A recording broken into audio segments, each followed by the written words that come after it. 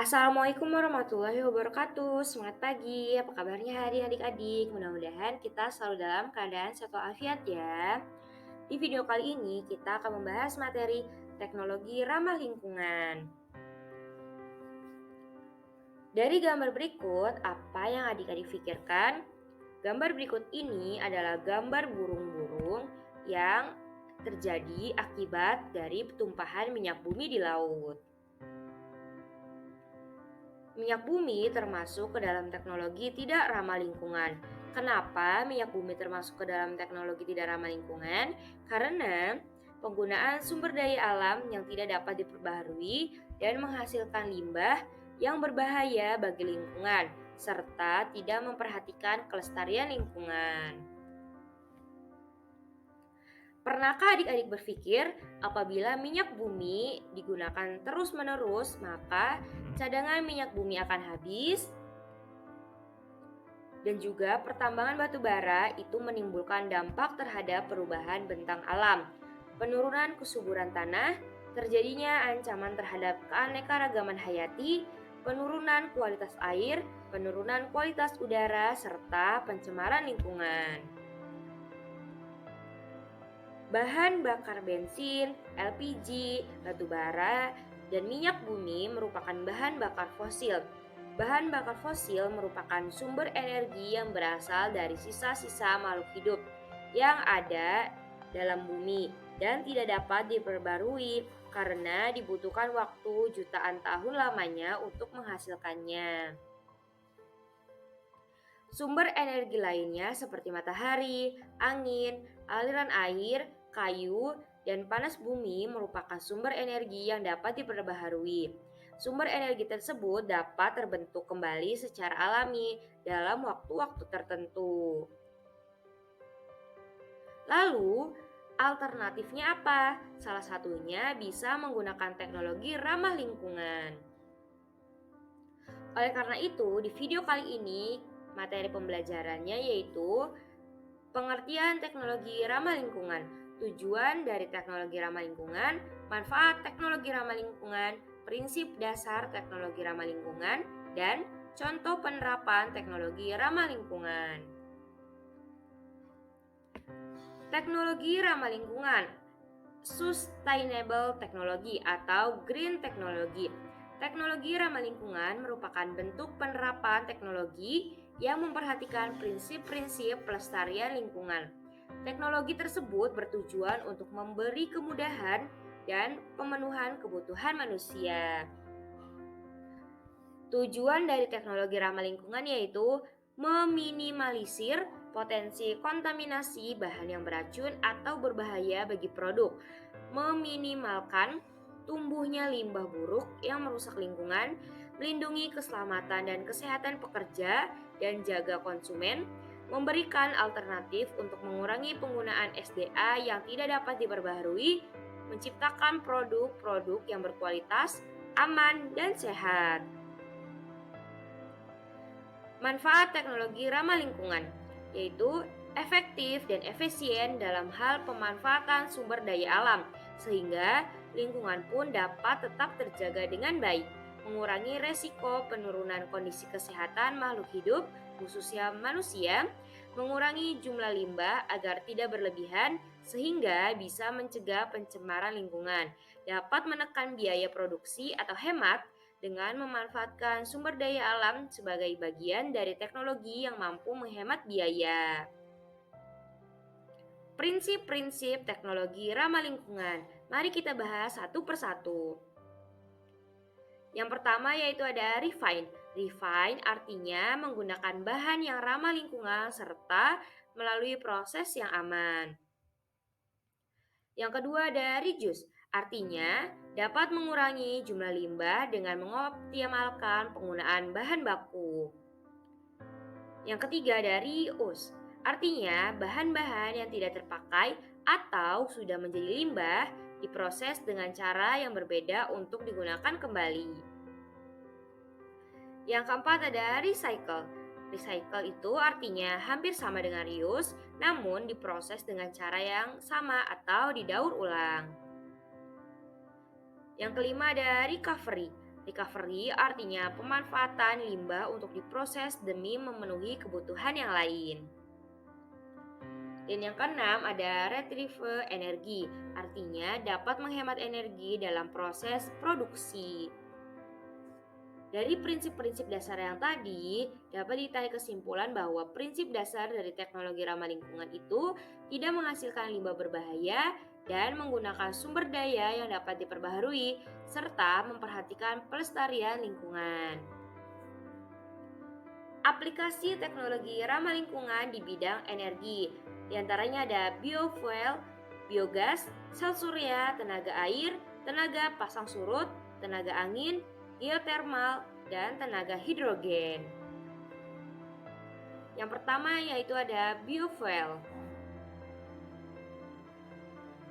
Biofuel adalah bahan bakar alternatif menggunakan sumber daya alam organik dan dapat diperbaharui.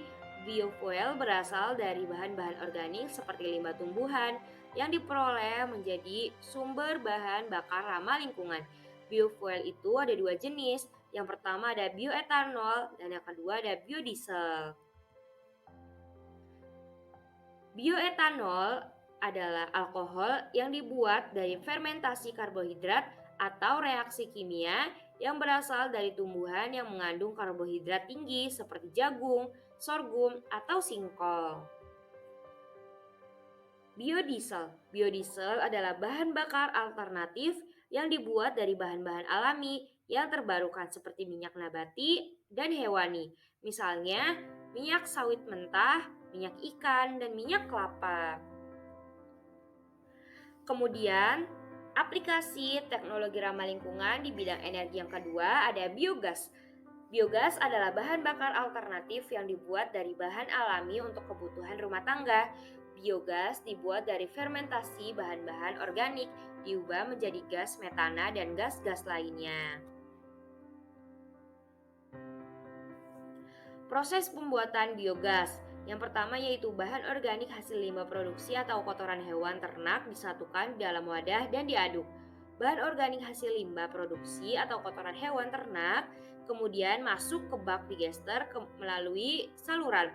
Bahan organik hasil limbah produksi atau kotoran hewan ternak kemudian mengalami fermentasi pada bak digester. Gas yang terbentuk keluar melalui pipa untuk digunakan sebagai bahan bakar.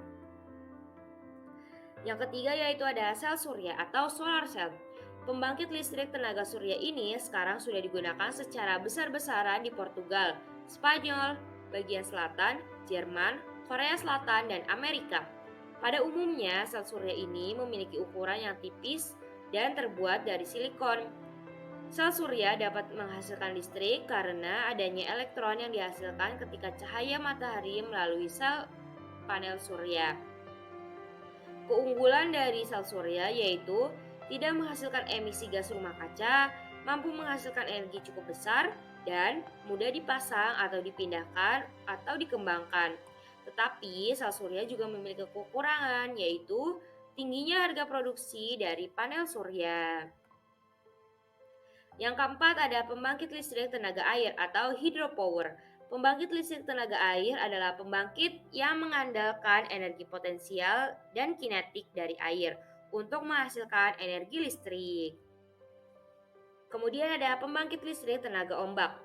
Teknologi pembangkit listrik yang memanfaatkan tenaga ombak berhasil dibuat para ilmuwan dalam memenuhi kebutuhan listrik. Teknologi ini berupa tabung berantai mirip ular yang dipasang di lepas pantai. Contohnya di Portugal, gerak naik turun tabung tersebut menghasilkan energi listrik.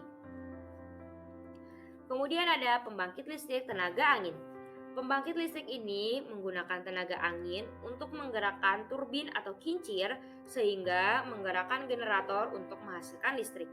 Biasanya dibangun di pantai atau daratan yang sedikit penduduknya atau pulau terpencil yang berangin. Contohnya adalah di Pulau Nusa Penida di selatan Bali. Selanjutnya ada geotermal. Geotermal adalah panas yang tersimpan di dalam tanah, lapisan bumi, dan cairan dalam kerak bumi. Geotermal dapat digunakan untuk menghangatkan bangunan dan menghasilkan listrik. Di musim dingin, sistem menyalurkan udara panas dari dalam tanah ke rumah. Selanjutnya ada fuel cell dan hydrogen power. Fuel cell dapat menguraikan gas hidrogen menjadi energi listrik. Dengan memanfaatkan gas hidrogen sebagai bahan bakar, fuel cell dapat melakukan reaksi bahwa kandungan elektron dan proton dari gas hidrogen bisa dipisahkan sehingga bisa menghasilkan energi listrik. Aplikasi teknologi ramah lingkungan pada bidang transportasi, diantaranya ada mobil listrik, bus surya, kendaraan hidrogen, dan sebagainya. Yang pertama yaitu ada kendaraan hidrogen. Kendaraan hidrogen adalah kendaraan yang menggunakan hidrogen sebagai bahan bakar sehingga ramah lingkungan. Di dalamnya terdapat alat yang mengubah energi kimia menjadi energi mekanik sehingga menggerakkan mobil. Kendaraan hidrogen itu tidak hanya mobil loh adik-adik. Contoh alat transportasi berbahan bakar hidrogen diantaranya ada mobil hidrogen, ada juga pesawat hidrogen, dan juga ada sepeda hidrogen. Yang kedua ada mobil surya atau solar car. Kendaraan yang menggunakan energi dari sinar matahari, contohnya adalah bis surya yang menggunakan baterai untuk menyimpan listrik dari cahaya matahari. Pada bagian atap bis terdapat panel surya untuk mengubah energi cahaya matahari menjadi listrik untuk menggerakkan mesin. Yang ketiga ada mobil listrik atau electric car. Ketersediaan bahan bakar fosil kian hari kian menipis. Selain itu, penggunaan jenis bahan bakar ini dapat menghasilkan emisi yang merusak lingkungan. Oleh karena itu, muncullah inovasi pembuatan mobil listrik yang lebih ramah lingkungan. Selanjutnya ada aplikasi teknologi ramah lingkungan pada bidang industri. Ada biopulping. Biopulping adalah teknologi ramah lingkungan yang terinspirasi dari proses pelapukan kayu dan sampah tanaman oleh mikroorganisme. Selanjutnya ada aplikasi teknologi ramah lingkungan dalam bidang lingkungan. Di antaranya ada biopori, fitoremediasi, composting toilet, dan pemurnian air. Yang pertama yaitu ada biopori. Biopori dikenal dengan istilah teknologi lubang resapan atau TLR adalah teknik untuk membuat wilayah resapan air hujan. Lubang resapan air hujan terdiri atas pori-pori untuk menyerap air hujan dan dialirkan ke tempat penampungan air. Biopori berfungsi untuk mencegah banjir di waktu hujan, menjaga ketersediaan air di musim kemarau, dan mencegah genangan air penyebab penyakit. Lubang-lubang resapan air ini sekaligus juga dapat dimanfaatkan untuk membuat kompos, yakni dengan memberikan sampah organik seperti dedaunan atau sisa makanan. Yang kedua ada fitoremediasi, upaya penggunaan tanaman untuk menjadikan suatu limbah menjadi tidak berbahaya bagi lingkungan. Salah satu tanaman fitoremediasi adalah eceng gondok yang mampu mengurangi zat pencemar pada limbah sehingga membantu pelestarian lingkungan. Selain eceng gondok, ada juga beberapa tanaman fitoremediasi. Di antaranya ada lidah mertua, bunga matahari, sirih Belanda, belanceng, poplar, ekor kucing, dan jenis-jenis tanaman anthurium. Yang ketiga ada toilet pengomposan atau composting toilet. Toilet pengkomposan adalah salah satu jenis perangkat sanitasi yang menggunakan proses organisme anaerobik untuk mengolah kotoran manusia. Yang keempat ada pemurnian air atau water purification. Penjernihan air adalah proses yang dilakukan untuk membuat air dapat digunakan untuk suatu penggunaan tertentu, semisal penggunaan air untuk minum, proses industri, medis, pertanian, dan lain-lain. Masing-masing penggunaan tersebut memiliki standar atau mutu yang berbeda-beda. Perilaku hemat energi dalam sehari-hari. Yang pertama yaitu membudayakan berjalan kaki atau bersepeda untuk kegiatan sehari-hari. Yang kedua, menggunakan peralatan dan teknologi hemat energi. Contohnya penggunaan lampu LED. Yang ketiga yaitu mematikan lampu di pagi hari dan di siang hari dan mematikan alat-alat listrik yang tidak terpakai. Yang keempat, mengeringkan pakaian dengan sinar matahari, tidak dengan mesin cuci. Yang kelima, membuka jendela di pagi hari untuk menerangi ruangan. Yang keenam, menggunakan tangki penampungan air. Yang ketujuh, menggunakan air secukupnya saat mandi dan mencuci.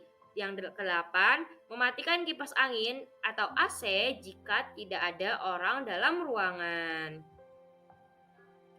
Seorang bisnismen dan seorang inovator yang mendapat julukan Iron Man di dunia nyata, beliau adalah Elon Musk, pendiri perusahaan SpaceX dan Tesla Motors yang memproduksi mobil listrik. Selain itu, ia juga mendirikan perusahaan-perusahaan Solar City yang bergerak di bidang teknologi tata surya. Dan yang terakhir adalah SpaceX yang bergerak di bidang transportasi ruang angkasa. Inovasi-inovasi Elon Musk merupakan aksi nyata penggunaan teknologi ramah lingkungan di mana alam dan teknologi bisa berjalan bersama. Maha besar Tuhan yang telah menciptakan berbagai sumber energi untuk kehidupan kita di bumi. Oleh karena itu, kita harus selalu bersyukur atas segala nikmatnya dengan menggunakan sumber daya alam secara bijak dan menjaga ketersediaannya. Terima kasih telah menyaksikan video ini. Semoga bermanfaat ya untuk adik-adik memahami materi teknologi ramah lingkungan. Jangan lupa like, comment, and subscribe. Dan jangan lupa share video ini ke teman-teman adik-adik apabila video ini bermanfaat, agar kita semua bisa bersama-sama belajar melalui channel ini. Wabillahi taufiq wal hidayah. Wassalamualaikum warahmatullahi wabarakatuh.